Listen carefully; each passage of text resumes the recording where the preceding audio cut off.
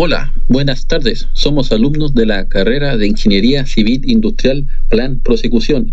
El tema a tratar es propiedades eléctricas de los materiales.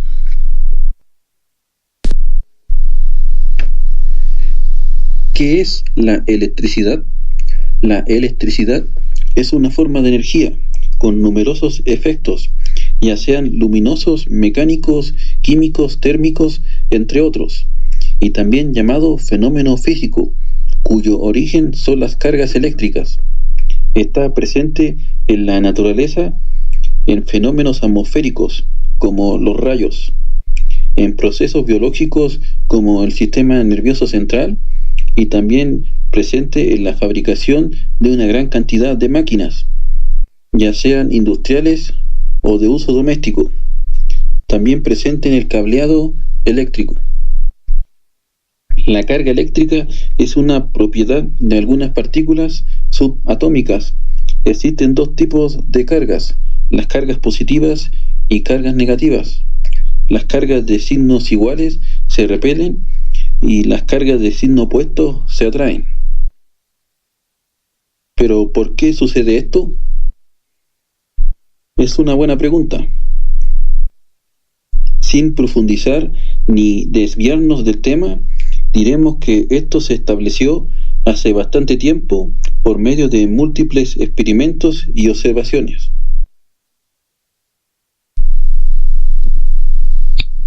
La conductividad eléctrica es la capacidad que presentan ciertos materiales al paso de la corriente eléctrica. Normalmente está formado por el movimiento de electrones. Su naturaleza depende del material por el cual viajan y del tipo de partículas. No todos los materiales conducen la electricidad de la misma forma. Para diferenciarlos, diremos que algunos presentan mayor resistencia que otros al conducir la electricidad, lo que permite que pase corriente a través de ellos. Son buenos conductores, y por el contrario, los que no permiten que circule la electricidad son malos conductores.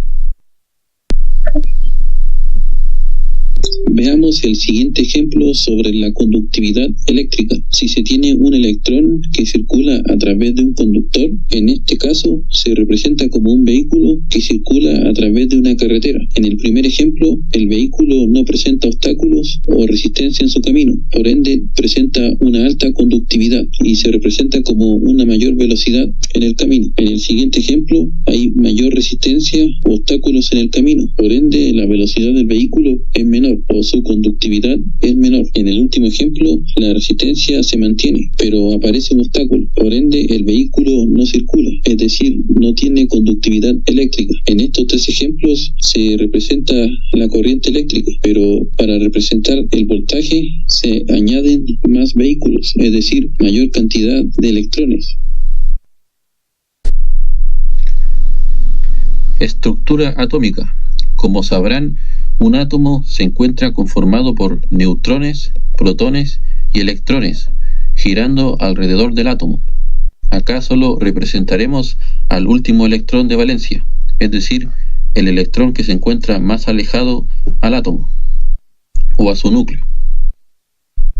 Se tienen dos átomos de algún metal, cada uno tiene un electrón de valencia. Según la teoría molecular, si tenemos dos orbitales atómicos, obtendremos dos orbitales moleculares. Pero no se trata tan solo de dos átomos compartiendo sus electrones, por lo que no se trata ni de uno ni de dos orbitales. Son cantidades exponenciales de orbitales interaccionando. Se forman zonas con electrones y sin electrones, es decir, bandas. Es importante señalar que estos electrones nunca se tocan, ya que son de cargas iguales. En el caso de metales, estos electrones van libremente entre los átomos. El modelo de bandas consiste en la banda de conducción, la cual es el intervalo de energía electrónica que está sobre la banda de valencia. Esta permite el fluir de electrones ante la presencia de un campo eléctrico externo. La zona prohibida es aquella zona en la que no pueden haber electrones. La banda de valencia Como verán, es el intervalo de energía conformado por los electrones de valencia, es decir, es la zona tridimensional en la que confluyen los orbitales de valencia. En el primer caso, como verán, no existe zona prohibida, es decir, ambas bandas se encuentran muy unidas o solapadas.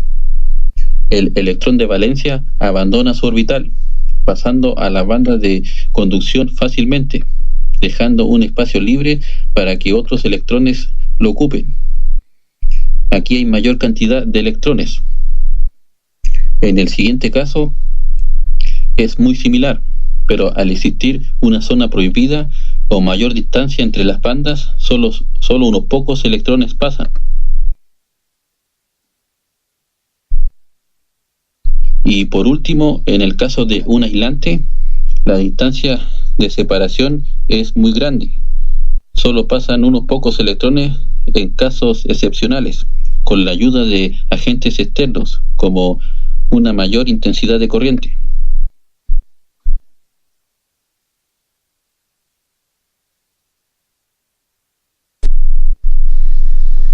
La conductividad en metales. Entre los metales se forma un enlace de tipo metálico, el cual es fuerte, es tipo metal-metal, y la unión que se da es entre átomos y electrones de valencia. En las dos tablas que se observan, la primera trata sobre la conductividad eléctrica en metales, la cual se mide en siemens por metro. La siguiente trata sobre la resistividad en materiales, la cual se mide en ohm por metros. Como verán, la plata es el metal con mayor conductividad eléctrica, luego le sigue el cobre y así sucesivamente. Pero, ¿por qué se utiliza el cobre mayormente en las instalaciones eléctricas y cableado? Si bien la plata, el cobre y el oro son los metales con mayor conductividad eléctrica, son maleables y dúctiles, la plata es más escasa, al igual que el oro. La plata se oxida con el tiempo y pierde sus propiedades eléctricas. El oro presenta una alta durabilidad y es más resistente a la corrosión, por lo que se utiliza en algunas partes de los conectores de audio y otros equipos. Pero el cobre es más económico y se encuentra más disponible, pero también presenta un punto de fusión más alto, lo cual le otorga más seguridad en las instalaciones. Como regla general, podríamos decir que los metales presentan menos de 4 electrones de valencia en su último orbital.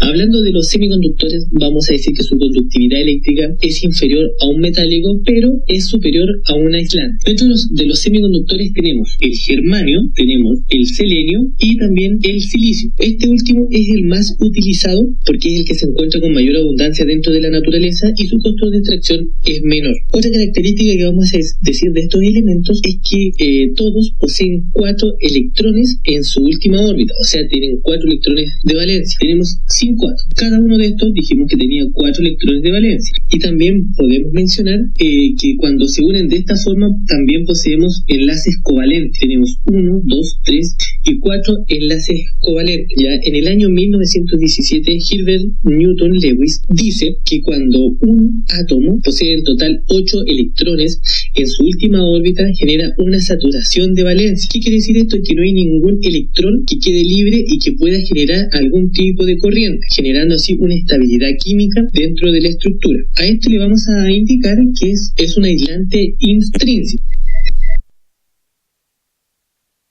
Por otro lado, podemos hablar de un semiconductor extrínseco, que quiere decir que sea extrínseco, que tiene que ser dopado, ¿ya? Dopado, o sea, se le ingresa algún tipo de impureza. Estas impurezas pueden ser pentavalentes, que poseen 5 electrones de valencia. Si ingresa una de estas impurezas a la estructura, podemos ver que nos va a quedar un electrón libre. Ya tenemos 5 electrones, estos poseen 4, y nos queda un electrón. ¿Qué quiere decir esto? Que va a tener la capacidad de generar algún tipo de corriente. Ya esto va a quedar cargado negativamente, y este va a ser un semiconductor del tipo N, porque queda cargado negativamente. Si le introducimos alguna impureza trivalente dentro de esta estructura, nos va a quedar un hueco en este espacio, y este va a quedar cargado de una manera positivamente, y va a ser un conductor del tipo P. Los superconductores conducen la electricidad sin ningún tipo de resistencia, ¿ya? Porque la energía que pasa a través de un cable, esta se va quedando de una forma calórica. A esto se le conoce como la ley de Joule. Esto lo vamos a graficar de esta forma. Por un lado tenemos la resistencia y por el otro lado temperatura, ¿ya? Un conductor, la resistencia de un conductor comienza en este punto y la curva sería de esta forma, mientras de un superconductor la resistencia va a ser más baja, ¿ya? Pero la temperatura va a ser una temperatura crítica, y esta comenzaría de este punto y pasaría por debajo un conductor normal. La temperatura crítica a la cual se trabaja un superconductor es aproximadamente del cero absoluto. Esto quiere decir que son como 260 grados centígrados negativos. Por ejemplo, el plomo tiene una temperatura de 7.19 grados Kelvin. Por otro lado, el indio tiene una temperatura de 3.4 grados Kelvin. Esto es la característica a la cual trabaja un superconductor. ¿Qué es un material aislante eléctrico? Un aislante eléctrico es un material con escasa capacidad de conducción de la electricidad, utilizado para separar conductores eléctricos, evitando un cortocircuito y para mantener alejadas del usuario determinadas partes de los sistemas eléctricos que, de tocarse accidentalmente cuando se encuentran en función, pueden producir una descarga. Los puentes utilizados son los materiales plásticos de la cerámica. Las piezas empleadas en torres de conducción, empleadas para sostener o sujetar los cables eléctricos sin que estos entren en contacto con la estructura metálica de las torres, se denominan aisladores.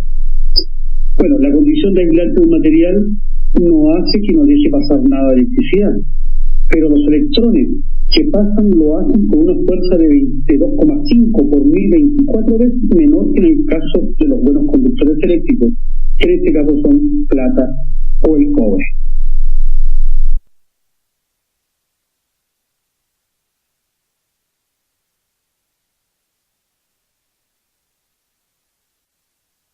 La fundamentación química de los materiales aislantes es que su banda de valencia es grande, es decir, que en la última órbita electrónica posee una cantidad de entre 5 y 7 electrones, lo que impide excederlos.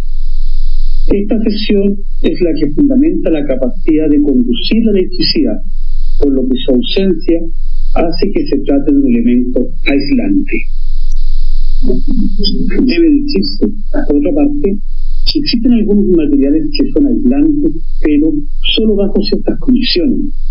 Esto sucede, por ejemplo, con el aire, que es aislante a temperatura ambiente, pero en otras condiciones de frecuencia de señal podrá eventualmente convertirse en un material conductor. El agua, tomada habitualmente como conductor en ocasiones, pasa a ser aislante.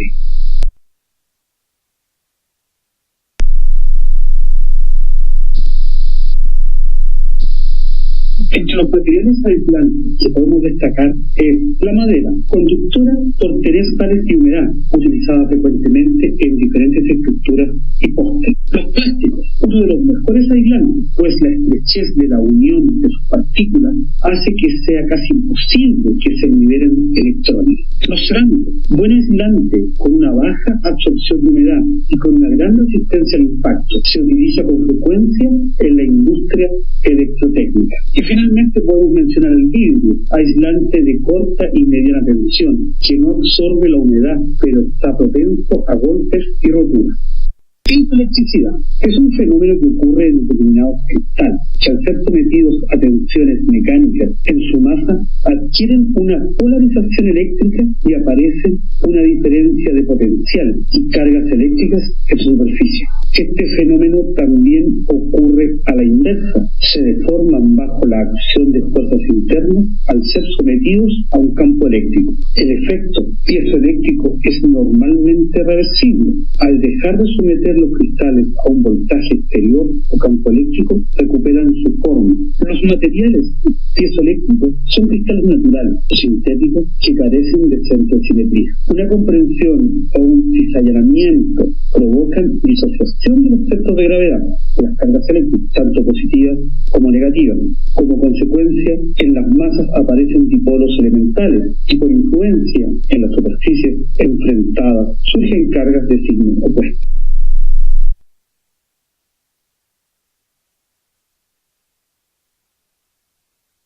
Entre los materiales piezoeléctricos que podemos mencionar son el cuarzo, el rubidio y el carburo de silicio. Todos son cristales, naturales y sintéticos.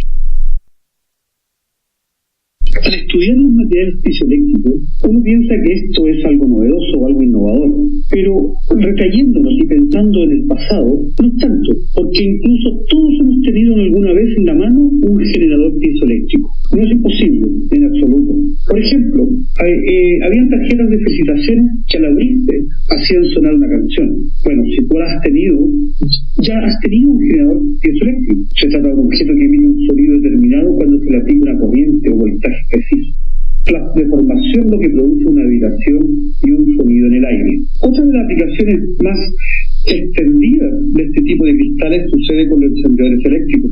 En su interior llevan un cristal piezoeléctrico al cual golpea bruscamente el mecanismo encendido. Este golpe seco provoca una elevada concentración de carga eléctrica, capaz de crear un arco voltaico o chispa que enciende el mechero.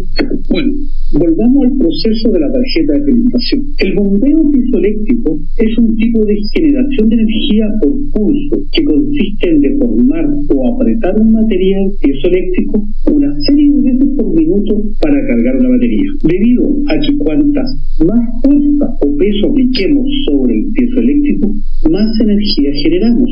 Resulta conveniente usarlo en las carreteras, por ejemplo, donde es pisado decenas de veces por minuto.